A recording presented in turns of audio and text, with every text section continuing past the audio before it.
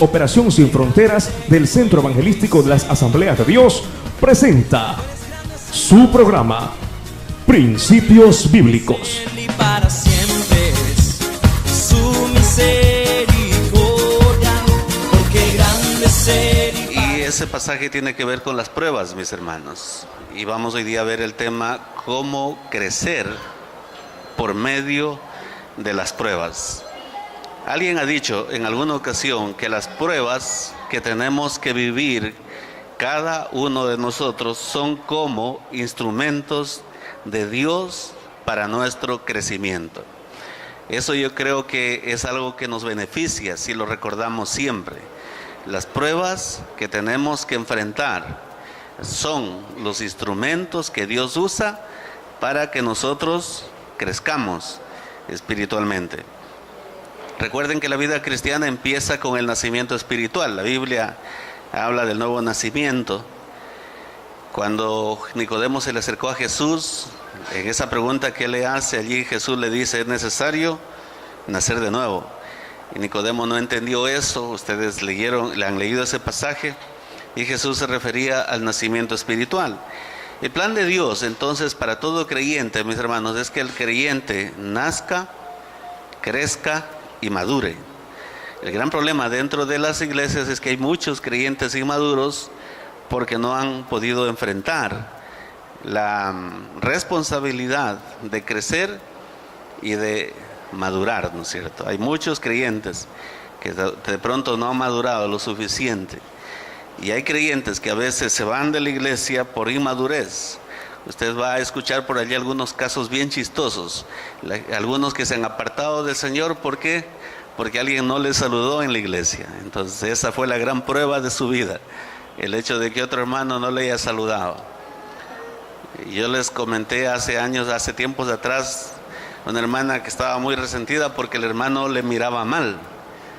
Y dice que le torcía los ojos. Entonces ella ya estaba a punto de irse de la iglesia por el hermano que la cierra, dicen, porque le torcía los ojos. Y cuando yo averigüé cuál era el hermano, le digo: hermana, tiene razón, porque ese hermano también a mí me tuerce los ojos. Porque era un hermano que tenía los ojos virados, o sea, en la sierra le dicen virolo. Entonces a todo el mundo le iba a torcer los ojos, porque entonces ella dice: yo pensaba que era sola. Y ella me daba dice: ya ve, pastor, ya ve, yo tengo razón, ese hermano así le hace a todo el mundo. Entonces yo le expliqué después. Entonces allí ella se arrepintió de haber pensado mal del hermano. Pero ella estaba a punto de irse de la iglesia porque el hermano le veía mal, según ella, sin darse cuenta que el hermano tenía ese problema en su vista. Dios, mis hermanos, usa cualquier aspecto, cualquier circunstancia de nuestras vidas para enseñarnos a madurar, para que nosotros crezcamos. Dios usa la Biblia. Dios también quiere usar la iglesia. En la iglesia, mis hermanos, también Dios usa a personas para que crezcamos, para que maduremos. Claro que es fantástico estar en una iglesia donde no hay problemas. Yo quisiera algún rato creo que todo el mundo quisiera encontrar una iglesia donde no haya problemas, donde no haya gente problemática, donde no haya gente chismosa, murmuradora, donde no haya gente conflictiva. Quisiéramos encontrar. Yo también quisiera encontrar una iglesia así. Si algún rato alguien encuentra una iglesia así, me avisan y nos vamos juntos, ¿no es cierto? Pero lamentablemente no hay, mis hermanos. ¿Por qué? Porque Dios usa a la gente de la iglesia para que crezcamos, para que maduremos. Entonces, dentro de la iglesia también hay gente que regularmente no siempre son cizaña. Sí hay cizaña dentro de la iglesia, gente puesta por el diablo para entorpecer, para dañar, para hacer caer. Hay gente que está en la iglesia para hacer caer a otros hermanos, puestas por el enemigo, por el diablo. Hay gente que no es puesta por el diablo, pero que permiten que el diablo se les meta por un rato y que actúan dejándose engañar, dejándose manipular por el diablo. Hay muchos casos así. Usted puede ver que uno de los amigos íntimos de Jesús, Pedro, permitió que el diablo lo usara en algún momento, en algunos momentos. En un momento que Jesús decía que es necesario que él vaya y muera en la cruz, Pedro le decía: Señor, no permitas que eso te suceda. Eso no lo decía por consideración a Jesús, sino lo decía porque el diablo le decía: dile esto, porque no quería que muriera en la cruz. Entonces, mis hermanos, tengamos en cuenta eso. La Biblia Dios la tiene para que crezcamos, pero la iglesia también. Otros creyentes nos hacen madurar. Es necesario que conozcamos todo tipo de personas dentro de la iglesia. Claro que nosotros quisiéramos sacar a todos los malos de la iglesia, ¿no es cierto? Pero a lo mejor nos toca irnos a nosotros también de aquí. Entonces no se puede. La Biblia dice que es necesario que se deje todo como está. El trigo y la cizaña deben crecer juntos. ¿Por qué de pronto cuando quiere arrancar una cizaña a lo mejor también arranca el trigo? Dios también usa, mis hermanos, las pruebas para llevarnos a la madurez. Y de eso vamos a hablar hoy día. ¿Por qué atravesamos pruebas, mis hermanos? ¿Por qué los creyentes tienen o tenemos que atravesar pruebas? Primera de Pedro 4:12. Dice: amados, no os sorprendáis del fuego de prueba que os ha sobrevenido, como si alguna cosa extraña os aconteciese. La primera palabra que aparece aquí, aparte de amados, después de amados, es la palabra no se sorprendan. ¿Por qué, mis hermanos? Porque las pruebas son reales. La primera cuestión que debemos entender es eso: las pruebas existen. Y las pruebas, aparte de eso, ¿son para quiénes? Para los creyentes. Todo creyente en Dios no debe sorprenderse de que tendrá que pasar por pruebas. Mire lo que termina diciendo el apóstol. Dice: como si alguna cosa extraña les aconteciese. O sea, las pruebas deberían ser algo común, algo que nosotros ya sabemos que van a venir. Deben ser familiares para nosotros. No pueden ser como accidentes, no pueden ser tomadas como maldiciones, no pueden ser tomadas como ajenas a nosotros. El apóstol Pablo dice: no se maravillen.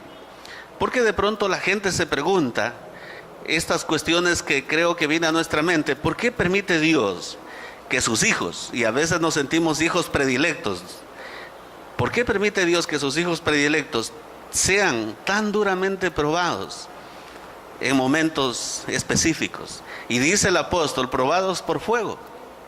Y el fuego sirve para purificar, mis hermanos, los metales. Las pruebas que tienen que atravesar los cristianos entonces son pruebas difíciles, pruebas de fuego, dice el apóstol. Entonces el apóstol Pablo, mis hermanos, habla de que nosotros, cuando tenemos que atravesar pruebas, ¿son para qué? Son para nuestro crecimiento. Lejos de ser una casualidad o un accidente, lejos de ser algo que no le sucede comúnmente a un cristiano, algo que lo asuste, una rara desgracia, debería ser tomado como una cosa que nos va a edificar, como algo que Dios permite que suceda para nuestro crecimiento espiritual. Los creyentes, mis hermanos, tienen pruebas. ¿Por qué? Porque vivimos en un mundo cargado de pecado. Entonces debemos nosotros entender que no solamente no debemos asustarnos, sino que vivimos en un mundo cargado de pecado.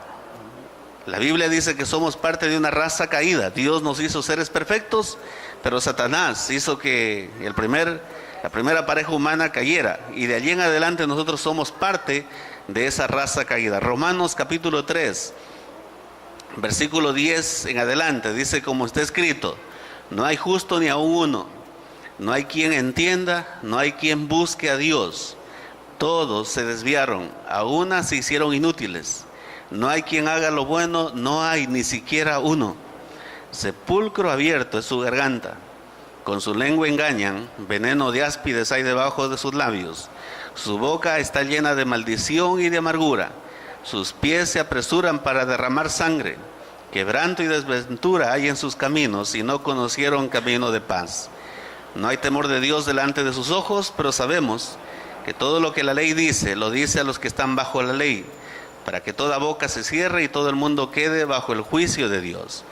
Ya que por las obras de la ley ningún ser humano será justificado delante de él, porque por medio de la ley es el conocimiento del pecado. Y mire lo que dice el versículo 23: por cuanto todos pecaron y están destituidos de la gloria de Dios. Vivimos en un mundo donde impera el pecado, mis hermanos, el pecado en todas sus manifestaciones.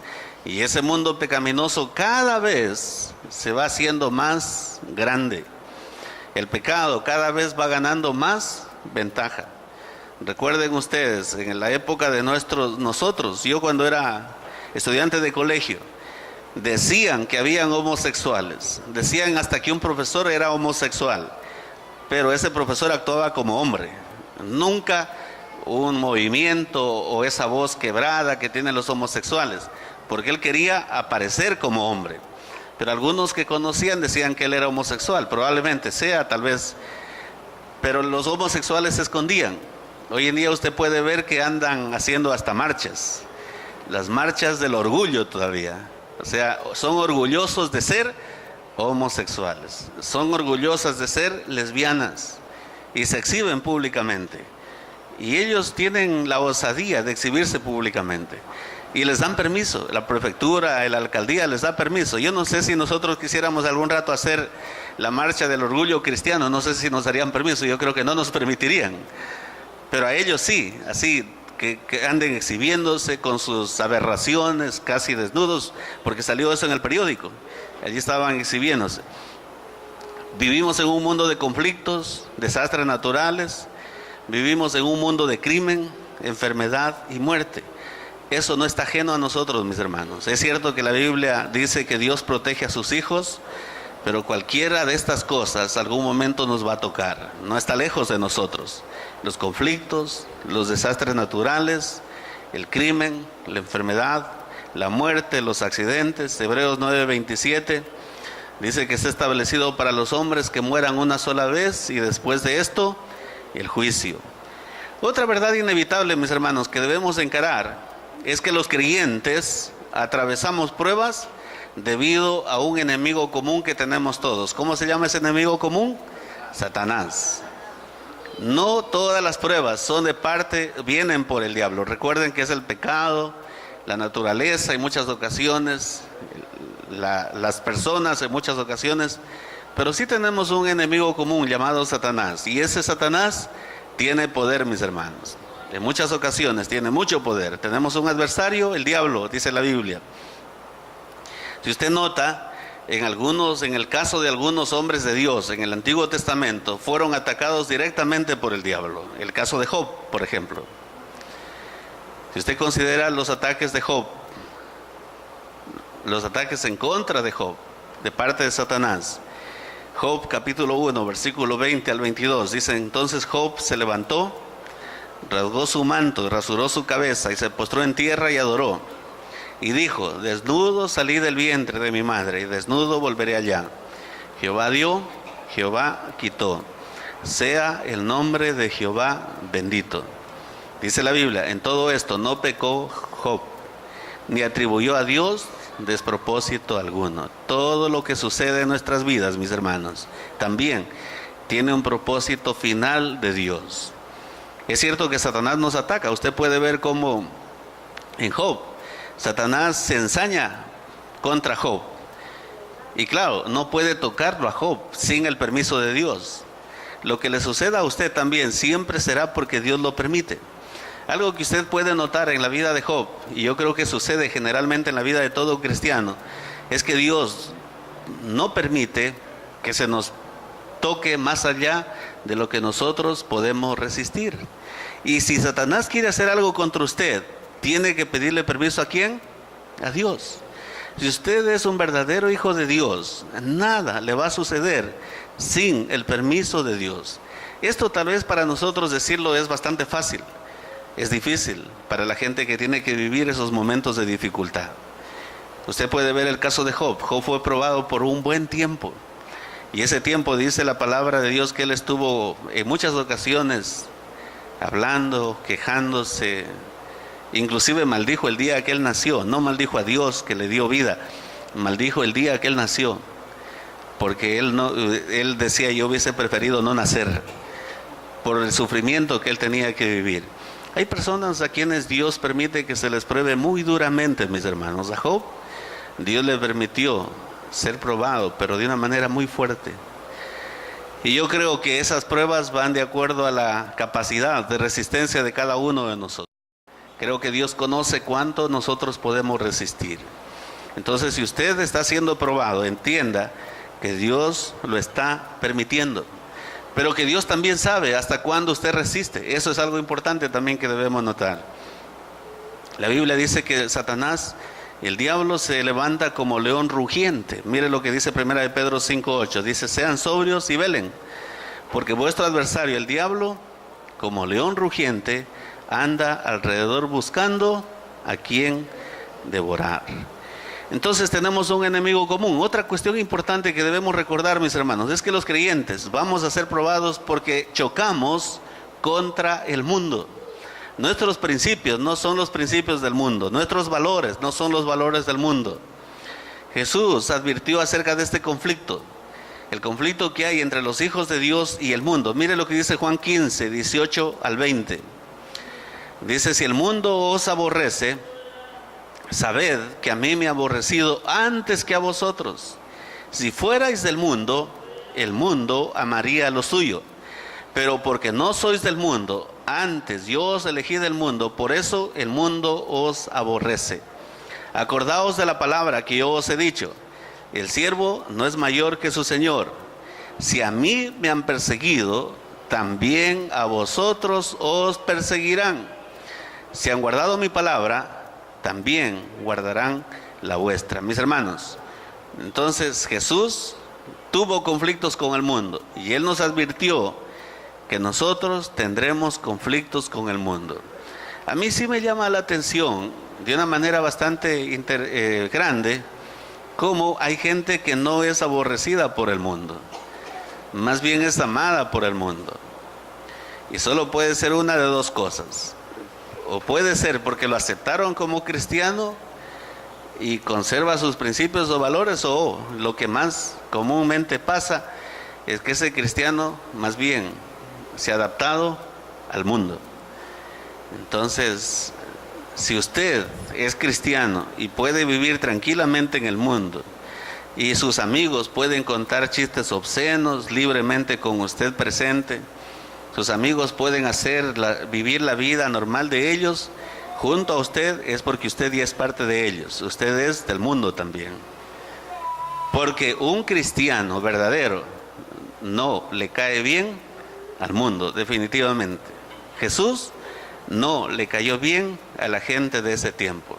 Un cristiano en este tiempo verdadero tampoco deberá caerle bien a la gente del mundo. Entonces habrá momentos en que ni siquiera lo inviten a una fiesta. Si a usted, algunos amigos del mundo ya no lo han invitado a fiestas, está bien. Porque dicen: no, a este no hay cómo invitarle porque nos hace agua la fiesta, dicen, ¿no es cierto? No hay cómo tomar, no hay cómo hablar malas palabras, no hay cómo hacer cosas malas, porque ya lo consideran cristiano. Pero si lo invitan a sus fiestas, porque pueden hablar malas palabras, porque pueden hacer chistes obscenos con usted, significa que ya usted se ha identificado con el mundo. Siempre, mis hermanos, el verdadero cristianismo tiene un conflicto con el mundo. La Biblia dice que nosotros no debemos ser parte del mundo. Jesús oró por eso, dijo: no te ruego que los quites del mundo, sino que los apartes del mal. Muchos, mis hermanos, han sufrido y han muerto inclusive por Cristo. Hebreos capítulo 11, 36 al 40, dice: otros experimentaron que vituperios, azotes, y a más de esto, prisiones y cárceles. Fueron apedreados, aserrados, puestos a prueba, muertos a filo de espada. Anduvieron de acá para allá cubiertos de pieles de ovejas, de cabras, pobres, angustiados, maltratados. ¿Sí se da cuenta de qué tipo de personas está hablando? Verdaderos cristianos, mis hermanos, verdaderos seguidores de Dios, hombres y mujeres fieles a Dios. Versículo 38 de Hebreos 11: de los cuales el mundo no era digno, errando por los desiertos, por los montes, por las cuevas, por las cavernas de la tierra. Y todos estos, aunque alcanzaron buen testimonio mediante la fe, no recibieron lo prometido, proveyendo Dios alguna cosa mejor para nosotros, para que no fuesen ellos perfeccionados aparte de nosotros. Entonces, mis hermanos, muchas de las pruebas vienen también porque el mundo choca contra nosotros. De pronto algún hermano tendrá que perder su trabajo porque no se va a tomar con el jefe. A lo mejor algún joven tendrá que ser acusado injustamente porque no quiere salir con su jefa. Yo conocí el caso de una mujer solterona vieja que le invitó a un cristiano a irse a un motel con ella. Y como este cristiano no se fue, lo acusó de robo después, porque simplemente no se fue con ella. Entonces, mis hermanos, el mundo choca con la gente, con los principios cristianos. Entonces, ¿qué va a hacer usted cuando tenga que enfrentar un conflicto de estos? Mis hermanos, vamos a ver otra cuestión interesante. Primera de Pedro 4:13.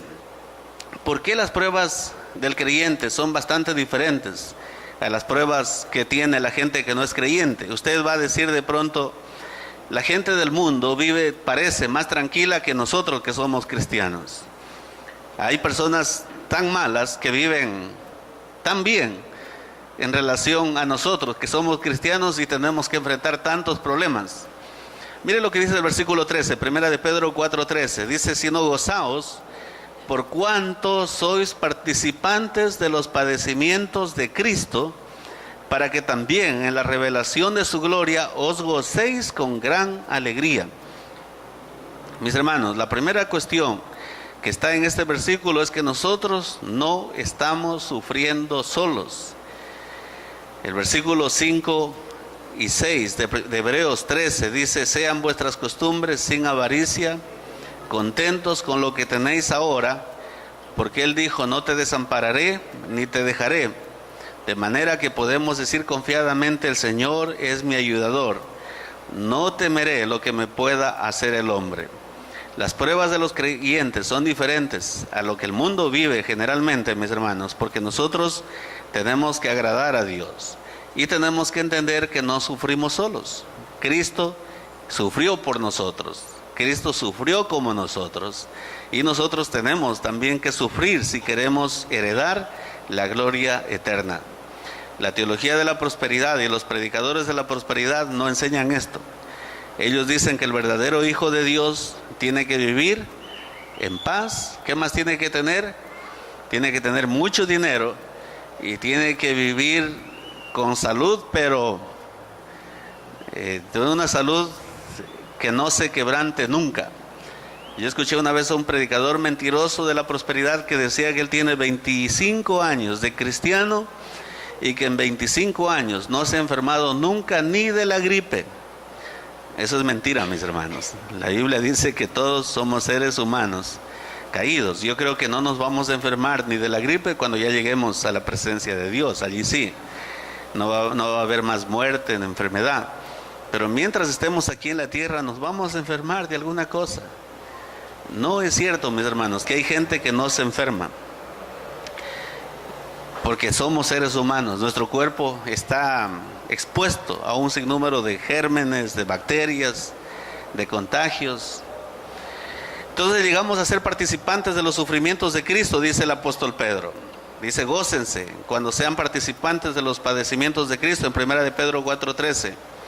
Para que también en la revelación de su gloria se gocen con gran alegría. Podemos, mis hermanos, entonces, así como Cristo encontró gozo y paz en medio de la adversidad, también nosotros podemos encontrar gozo en medio de la adversidad. Hechos capítulo 16, versículo 25. Miren lo que pasaba con Pablo y Silas. Hechos 16, 25. Dice, pero a medianoche, orando Pablo y Silas, cuando estaban en la cárcel, es esto, mis hermanos, cantaban himnos a Dios y los presos los oían.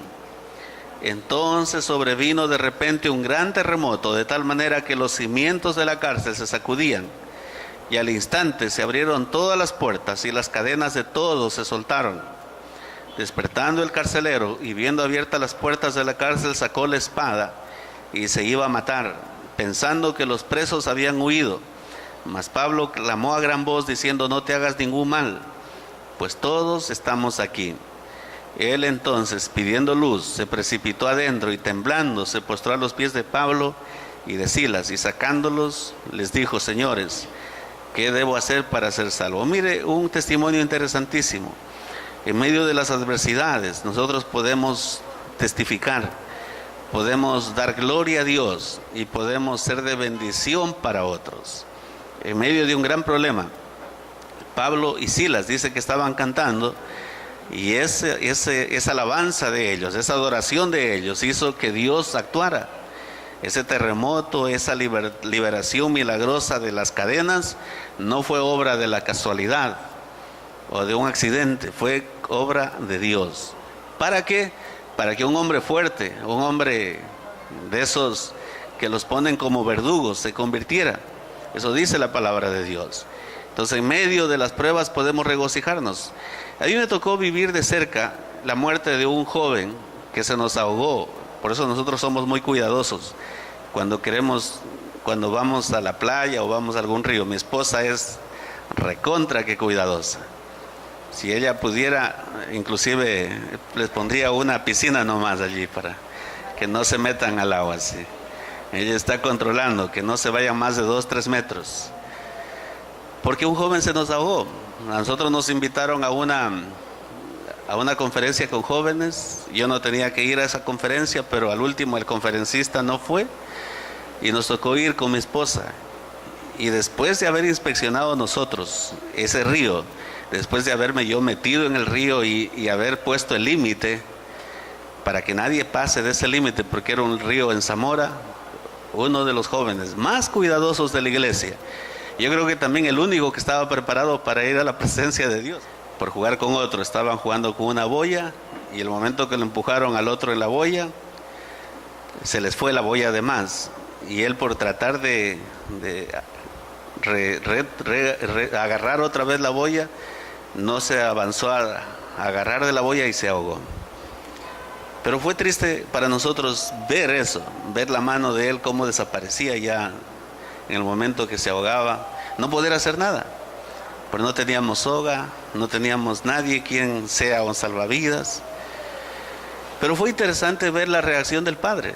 Les cuento esto por la reacción del Padre, porque nosotros tenemos que glorificar a Dios en medio de las pruebas. Yo tenía un poco de temor, porque igual a mí me tocó llevar el cadáver para que le hagan la autopsia en el próximo pueblo, que era Zamora. Entonces íbamos en la camioneta y el papá nos encontró en el camino. Yo dije, este papá va a estar furioso y a lo mejor va a echarnos la culpa a nosotros. Aunque nosotros no organizamos eso, fue algo organizado por otro grupo, pero estábamos allí.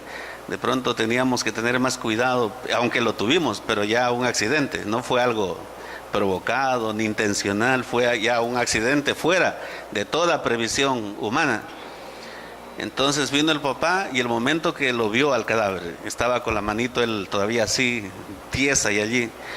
Él se acercó, no vio a nadie, sino que se acercó, tocó el cadáver y dijo las palabras de Job, las mismas palabras de Job: Señor, tú me lo diste, tú me lo quitaste, te alabo y te glorifico. Fue increíble, un tremendo testimonio, hasta para la gente que iba con nosotros que no eran cristianos. Porque todos ellos decían, ahora el papá, ahí viene el papá, decían, o sea, ¿qué va a hacer? ¿A quién le va a echar la culpa? ¿A quién va a golpear?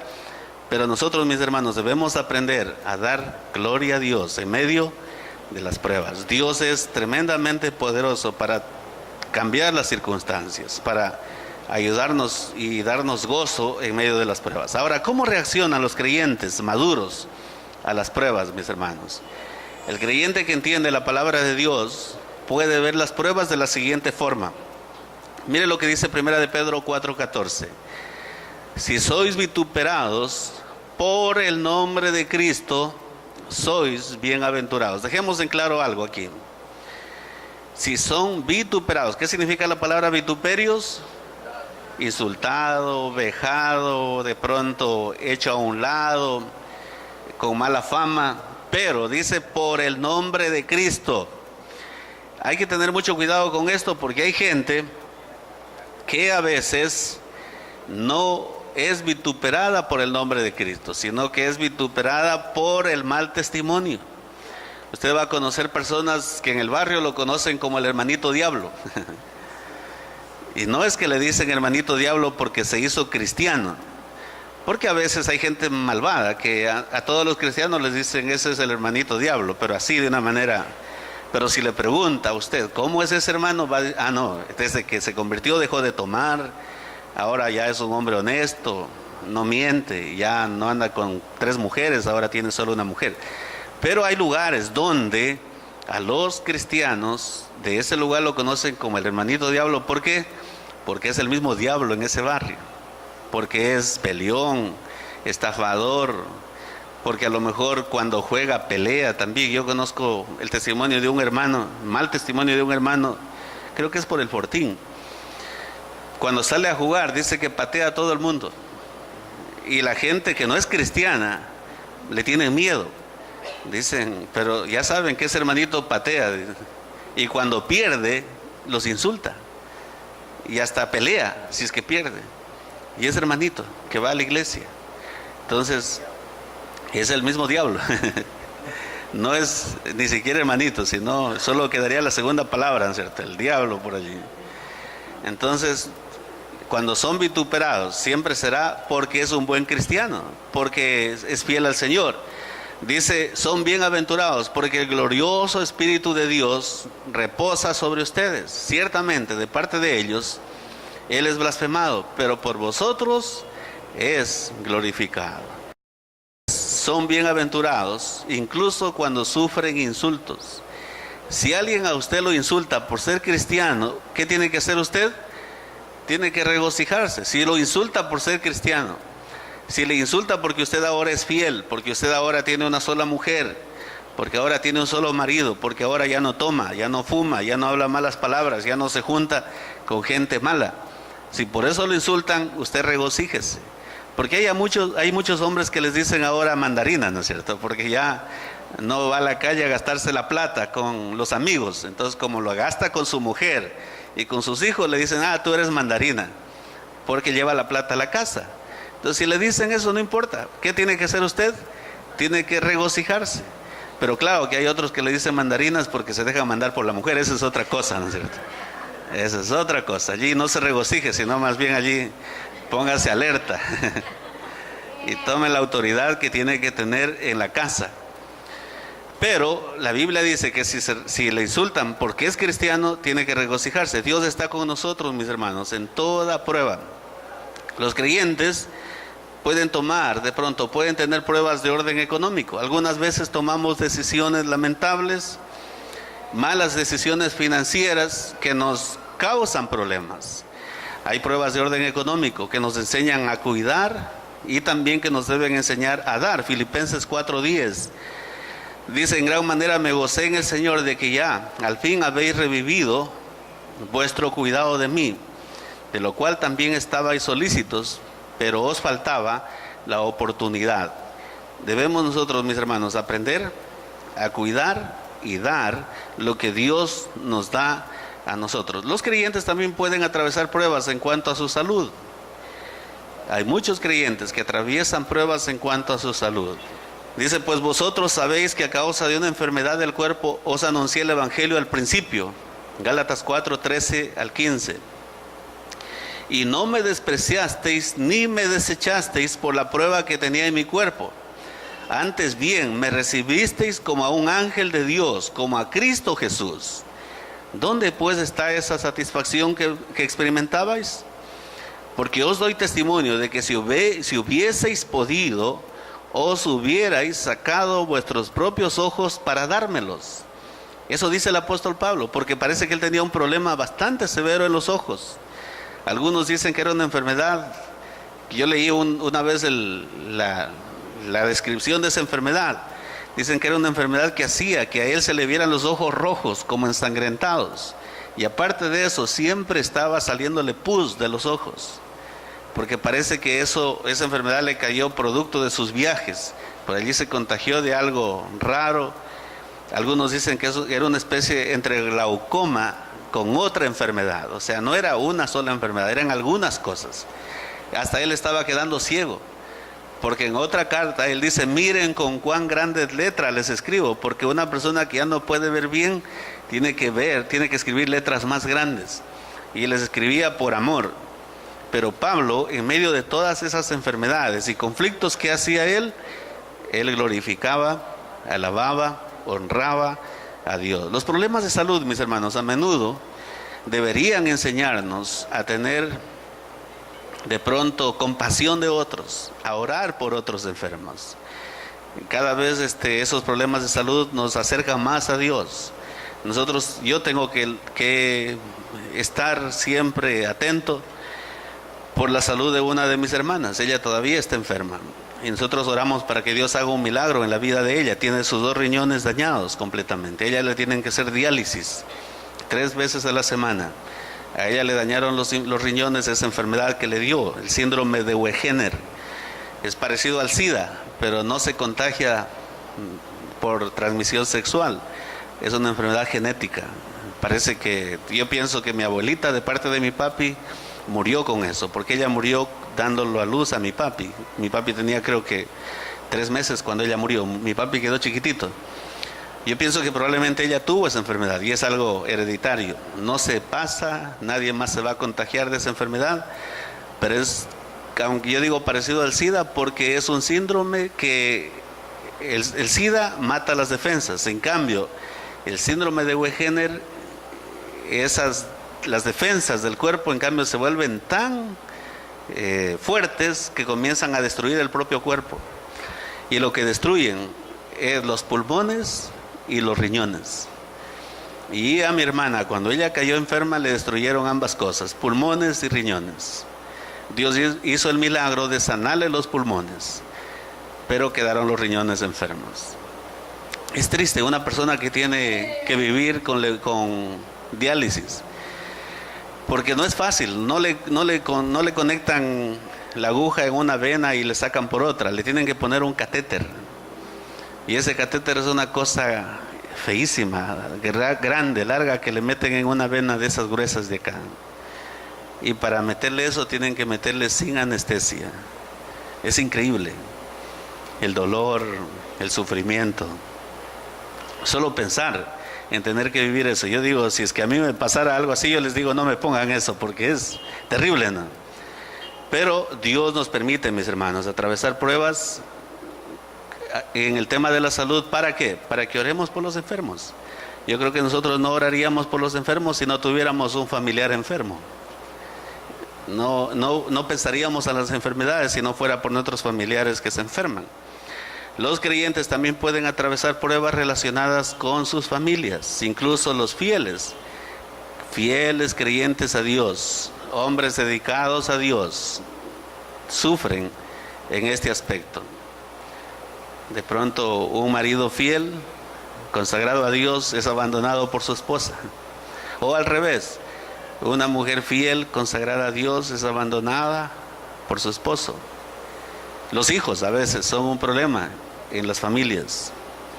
Estas pruebas, mis hermanos, deben enseñarnos a nosotros a regocijarnos en la familia de Dios. Santiago 1, 2 al 4 dice: hermanos míos, tened por sumo gozo cuando se hallen en diversas pruebas. Algo bastante incoherente, que no es algo tan práctico para los que tienen que vivir la prueba. Mire lo que dice, yo lo leo nuevamente. Dice Santiago 1, 2: hermanos míos, tened por sumo gozo cuando os halléis, no dice en una prueba, sino en qué dice, en diversas pruebas.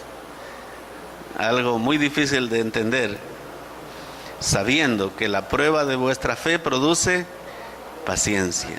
Mas tenga la paciencia su obra completa, para que seáis perfectos y cabales, sin que os falte cosa alguna.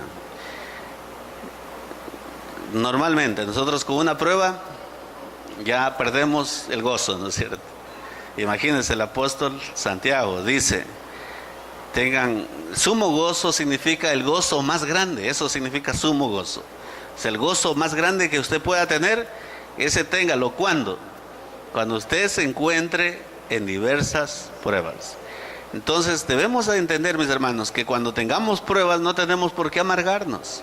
Tal vez el sufrir es algo innato del ser humano, pero más bien dice que usted trate de regocijarse en el Señor, porque esas pruebas producen paciencia, y la paciencia va a producir la obra completa en nosotros, para que seamos perfectos y cabales, dice, sin que nos falte cosa alguna. Los creyentes también, mis hermanos, podemos tener pruebas emocionales. Ahora sí, una última pregunta, mis hermanos: ¿están las pruebas que usted tiene ayudándolo a mejorar o están amargándolo? ¿De qué forma están trabajando las pruebas en usted? ¿Ayudándole a mejorar como cristiano en su carácter de cristiano? ¿O están amargándole su vida? Cualquier prueba que sea, con la esposa, con el esposo, con la familia, de manera general, pruebas económicas, a lo mejor pruebas con los vecinos, como por ser cristiano. Entonces yo le quiero invitar en este día para que usted descanse en Jesús. Las pruebas nos ayudan a crecer y ese crecimiento hará que nosotros maduremos espiritualmente. Qué grande es Él y para siempre es su misericordia, porque grande es Él. Gracias por sintonizarnos. Si desea adquirir este mensaje, comuníquese con nosotros al 511-6068 e indique la fecha de hoy. Los esperamos la próxima semana en este mismo horario.